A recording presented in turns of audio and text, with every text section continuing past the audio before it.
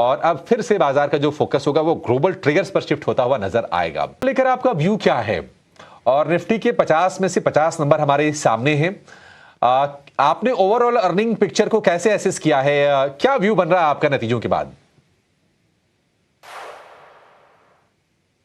तो last 8 quarter पहले के नतीजे को अगर हम क्वार्टर बाय क्वार्टर एनालाइज करें तो ये क्वार्टर के नंबर्स प्रीवियस 7 क्वार्टर्स के नंबर्स के मुताबिक के कंपैरिजन में बहुत ज्यादा अच्छे हैं।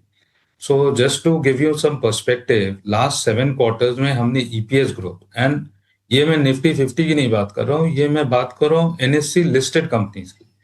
और जो मीडियन प्रॉफिट ग्रोथ है, मतलब कि आधे कंपनी इससे कम होंगे, आधे कंपनी इससे ज्यादा होंगे, पर median profit growth last 7 quarters में EPS growth of NSC listed company single digit थी।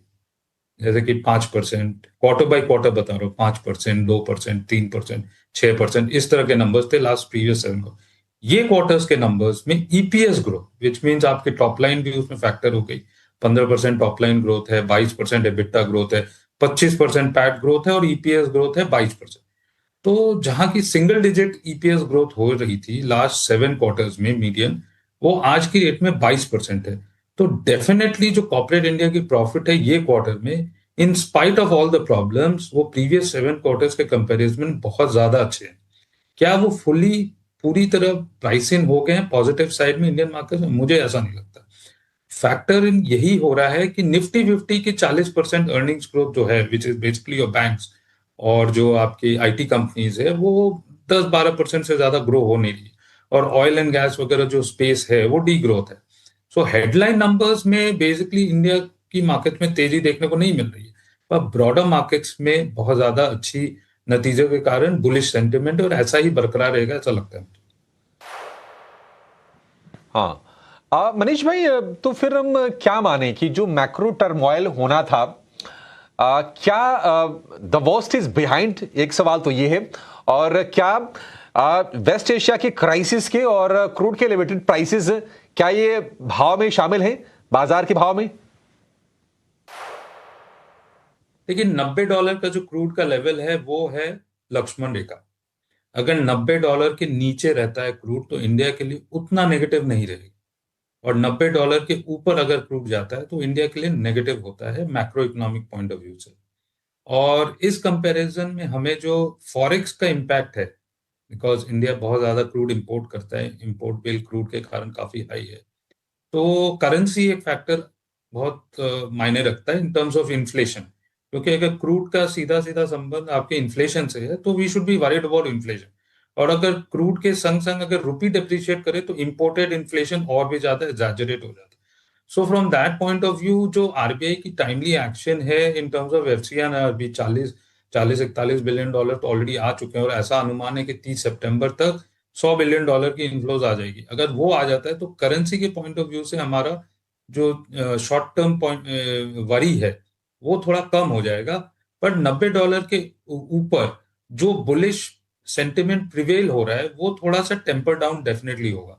आप अभी हम 80-90, 88-89 डॉलर्स के आसपास है, नीचे में हम $70 तक गए थे। तो $90 जो है उसके ऊपर हमें थोड़ी वरी, सेकेंड हाफ में थोड़ी वरीसम पोजीशन जरूर दिखती है।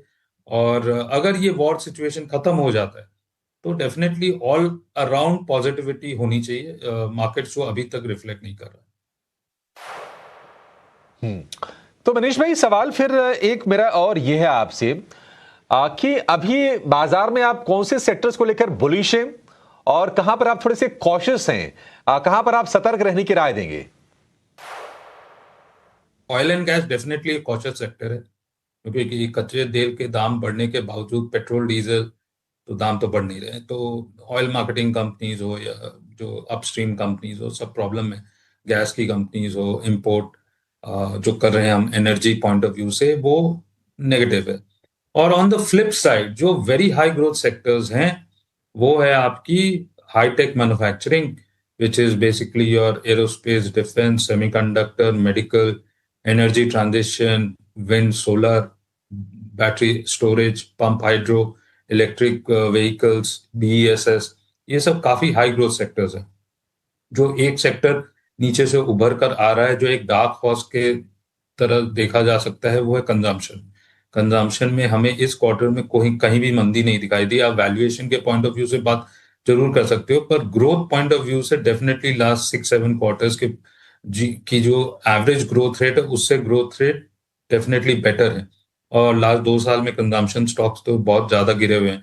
तो यहाँ पर एक ऊपर का पुल देखने को मिल सकता है। और दूसरा है लॉजिस्टिक्स।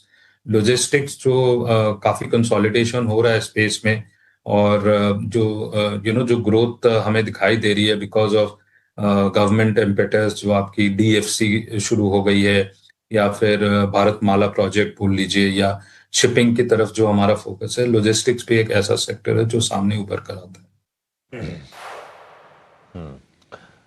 ठीक है मनीष जी, एक और सेक्टर है जो तमाम लोगों के रडार पर है।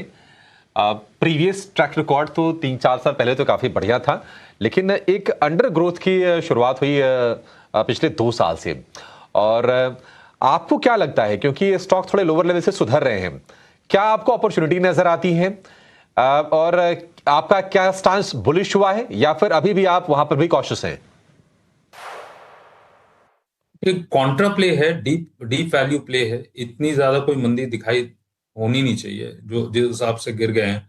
तो आज की डेट में डीप वैल्यू प्ले है। 14-15 के पी में स्टॉक मिल रहे हैं, अभी भी 10% ग्रोथ तो देखने को मिलनी चाहिए। बट यहाँ पर एक चीज यही बोलना चाहूंगा कि लार्ज कंपनीज को रीस्किलिंग में प्रॉब्लम आएगी। जैसे कि बहुत लार्ज वर्कफोर्स है, तो मिडिल मैनेजमेंट जो है वो एआई के पॉइंट ऑफ व्यू से डिसरप्ट होंगे। हाई एंड जो स्ट्रैटेजी में चले जाएंगे, जो लो एंड है, फ्रेशर्स हैं, वो रीस्किल हो जाएंगे एआई एनवायरनमेंट में। बट जो मिडिल लेयर है वो थोड़े से रिडंडेंट हो गए। तो लार्ज कंपनीज में जो 5 लाख 6 लाख आपके एम्प्लॉयज हैं, उनको रीस्किल करना डिफिकल्ट है, तो वो थोड़े से लेस एजाइल होंगे।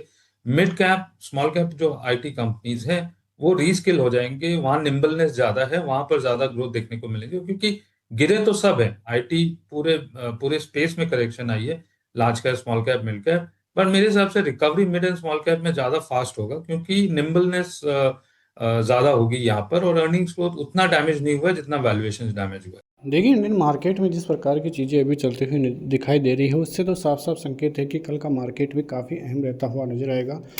एक और इंडियन मार्केट में चीज़ें अच्छी होती हुई नज़र आ रही है, लेकिन ग्लोबली संकेत इंडियन मार्केट के लिए अभी भी बिल्कुल ठीक नहीं है। ग्लोबली संकेतों से मतलब ये नहीं है कि युद्ध की स्थिति है, उसके अलावा भी कई चीज़ें हैं जिनकी वजह से इंडियन मार्केट पे इम्पैक्ट है। लेकिन एक चीज़ को समझना होगा कि इंडियन मार्केट में अभी भी ऑल टाइम हाई से 7 से 8% गिरावट देखने को मिल रही है। लेकिन वहीं दूसरी ओर देखें, अमेरिकी बाज़ार लगभग ऑल टाइम हाई के लगभग है।